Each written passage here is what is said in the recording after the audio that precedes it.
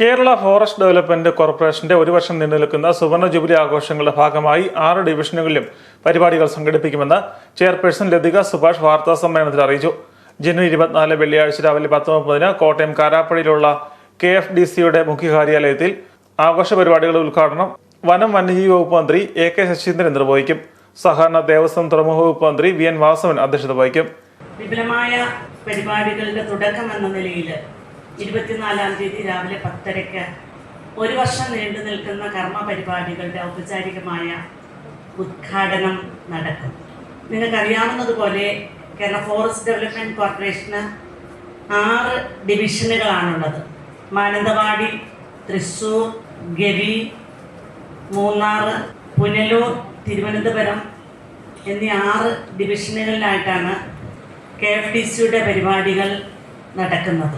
നിലവിൽ ഗവി, വാഗമൺ, മീശപ്പുലിമല, മൂന്നാർ, മാനന്തവാടി, അരിപ്പ, കല്ലാർ, നെല്ലിയാമ്പതി എന്നിവിടങ്ങളിലാണ് KFDCയുടെ eco tourism പദ്ധതികളുള്ളത്. ഒരു വർഷത്തിനുള്ളിൽ നിലവിലുള്ള പ്രോജക്റ്റുകൾ വിപുലീകരിക്കാനും പുതിയ പദ്ധതികൾ വിപുലീകരിക്കാനുമാണ് തീരുമാനിച്ചിട്ടുള്ളത്.